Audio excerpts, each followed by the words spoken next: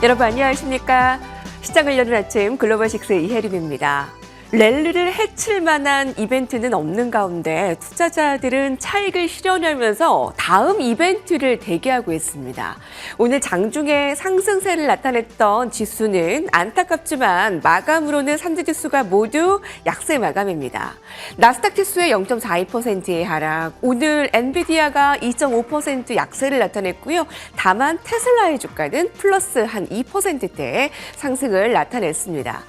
이제 시장은 PC 물가 지표를 앞두고 조금은 관망 흐름이 짙다라고 볼 수가 있겠고요. 종목별의 흐름이 두드러집니다. 크리스피 크림, 도넛으로 유명한데요. 맥도날드와의 협력에 대한 기대감으로 두 자릿수의 급등 흐름이 나타나고 또 트루스 소셜이라는 이 공식 상장을 한 이후 급등 흐름을 나타내고 있습니다. 자, 이와 모든 통틀어진 오늘 클로징 라이브 이슈들을 집중적으로 분석을 해볼까요? 김태수 외신위원과 함께 해보도록 하겠습니다. 안녕하십니까?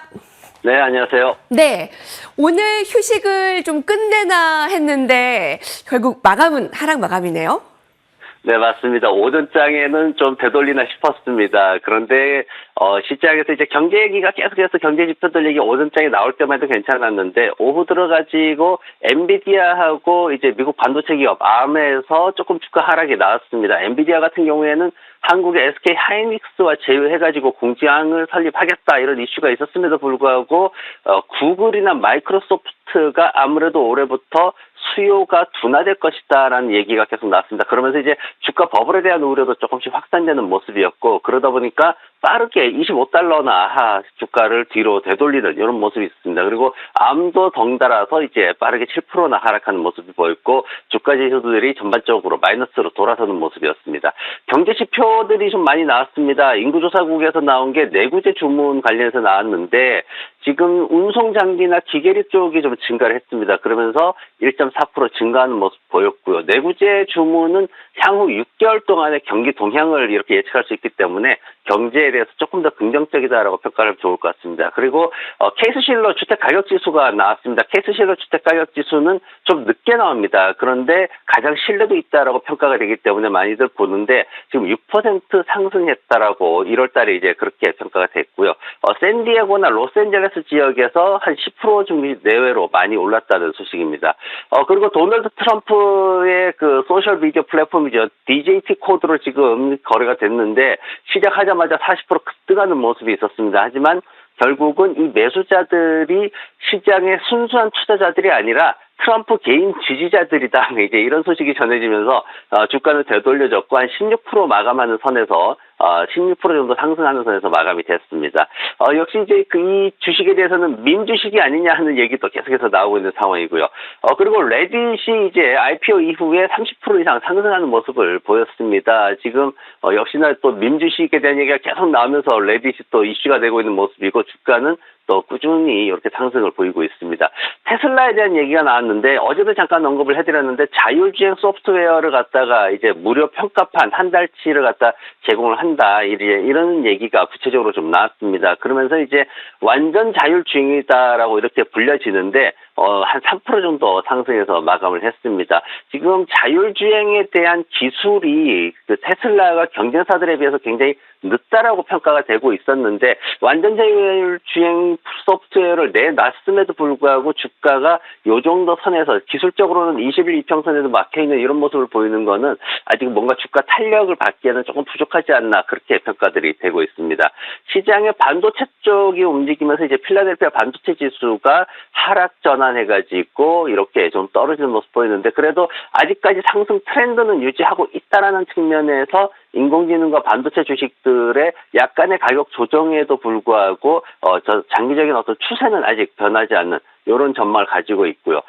지금 이제 PC 데이터, 이제 물가 데이터에 계속해서 이제 집중을 하고 있습니다. 금요일 날 나오는데 월요일부터 계속 지금 얘기를 하고 있는데 지금 보면은 전체적으로 나오는 데이터들이 한 연간 2.5% 상승했을 것이다. 그리고 이제 근원 데이터 같은 경우에도 연간 한 2.8% 정도 상승했을 것이다. 이렇게 나오는데 이 정도 데이터를 충족시키게 될 경우에는 금리 인하가 5월 달은 아니고 6월 달로 되겠구나 이제 이렇게 평가가 됩니다. 근데 이걸 넘어서게 되면은 금리 인하 횟수에 대한 문제가 생기기 때문에 시장에서는 이 부분을 되게 주목을 하고 있는 상황이고, 지난밤에 소비자 신뢰지수가 발표가 됐습니다. 104.7을 기록을 했는데 지금 시장에서 지금 평가되는 거는 단기적으로는 괜찮은 것 같은데, 근데 장기적으로는 이게 정말 어떻게 될지 모르겠다, 뭐 이런 식으로 좀 얘기들이 좀 나오고 있습니다. 그래서 지금 기대지수 같은 경우에는 경기 침체 구간으로 74.8밖에는 안 되는 이런 상황으로 진행이 되고 있는 상황이고, 그리고 시장에서 이제 그나마 소비자들의 어떤 사업 여건 이런 것들은 한 20.4%로 조금 증가하면서 장기적으로 어떤 좀 괜찮은 그런 모습을 보이고 있습니다. 그래서 최근에 어떤 그 3월달 들어가지고 컨퍼런스 보드에서 평가를 하는 거는 소비자들이 어떤 미래 전망에 대해서 조금 더 비관적으로 변했다, 그렇게 변해가고 있다, 그렇게 평가를 하고 있습니다. 네, 간밤에 나온 경제 지표가 엇갈렸습니다. 내구재 주문은 조금 더 우호적인 목소리가 나왔고요.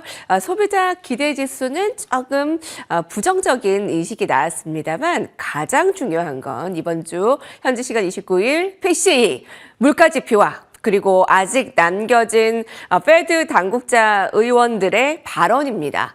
오늘 업종별 종목별 흐름도 좀 짚어볼까요?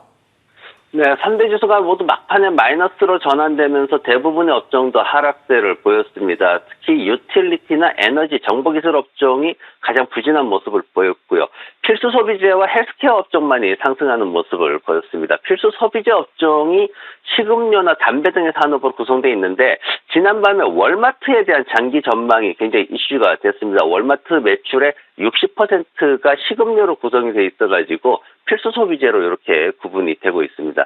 월마트에 대해 가지고 지금 그 어떤 주가나 이런 것들이 굉장히 좋은 평가를 받고 있는데, 지금 최근에 사상 최고치를 또 기록을 하는 모습을 보였죠. 그러면서 신고가를 이어가면서 이제 그 굉장히 긍정적인 뉴스들이 나오고 있는데, 수익 같은 경우에도 지난 4분기에 예상 수익을 상회하는 모습을 보였고요. 그리고 스마트 TV 제조업체인 비디오를 인수를 했습니다. 그리고 주식 분할도 3대1로 제대로 마무리를 했고요. 그러면서 이제 시장에서는 어떤 자동화 시설에 대한 투자, 90억 달러 정도를 투자를 하는데, 지금 굉장히 매장 자체를 현대화로 만들겠다, 지금 이렇게 얘기를 하고 있어가지고 그런 부분에서 매출이 더 늘 수 있다, 그렇게 또 평가가 되고 있습니다.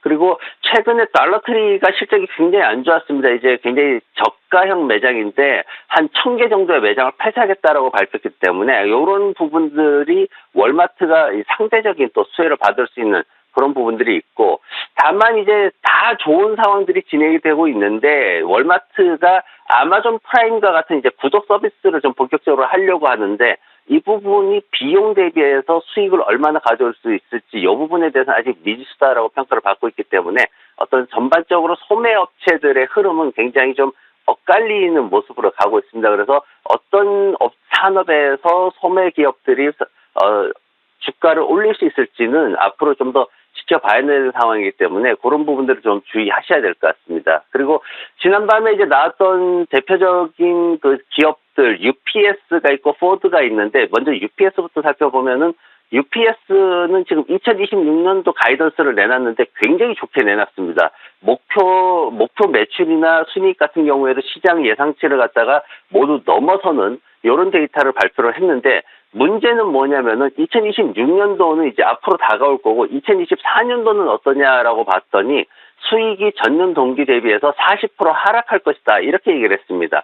지금 페덱스 같은 경우에는 주가가 굉장히 많이 올라가고 있거든요. 근데 페덱스 같은 경우에는 이미 비용 절감에 대해서 수익이 굉장히 개선된다라는 거를 시장에 보여줬기 때문에 주가가 상승을 하고 있는 상황이고, UPS는 아직까지 비용 절감에 대한 효과, 그 노력에 대해서 결과가 어떻다라는 걸 보여주지 못하고 있는 과정입니다. 그러다 보니까 UPS는 그런 문제들이 계속 이제 시장의 주가를 짓누르고 있는 상황이고, 2024년도가 최악의 해가 될 것이다라는 그 CEO의 발표가 있었기 때문에 당분간 주가는 좀 조정을 받을 것으로 그렇게 보여지고 있습니다.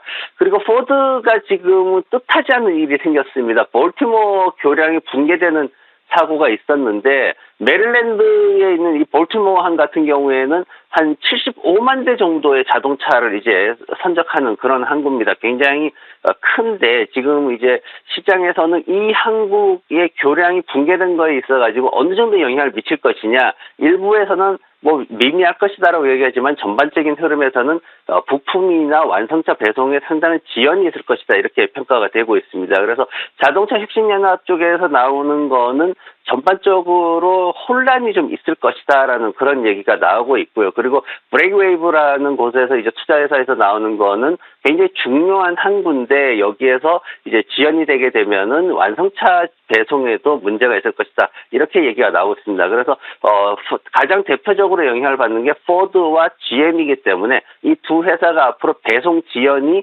이번 분기 실적에 어떤 영향을 미칠지 좀 지켜봐야 되는 상황입니다. 네, 포드가 볼티모어 교량 붕괴로 오늘 한 2% 넘게 하락을 나타냈는데 이 부분이 배송 지연으로 이어져서 혹시 실적 둔화의 원인이 되지 않을까라는 부분들 포드와 GM 잘 살펴보시기 바랍니다. 자, 월마트 등 페덱스 등 경기에 민감한 종목들의 흐름까지도 살펴주셨고요. 자, 앞서서 트럼프 전 대통령이 설립한 트루스 소셜의 장중 40% 넘는 급등, 마감은 10%밖에 상승하지 못했지만 지지자들이 좀 매수를 한 것 같다라고 짚어줬는데 7조 원에 하루 만에 돈방석에 앉았다라고 하는 트럼프 전 대통령. 참 돈 버는 데는 뭔가 있다 싶다? 네, 싶습니다. 예, 여기까지 보겠습니다. 김태수 외신위원과 함께했습니다. 감사합니다.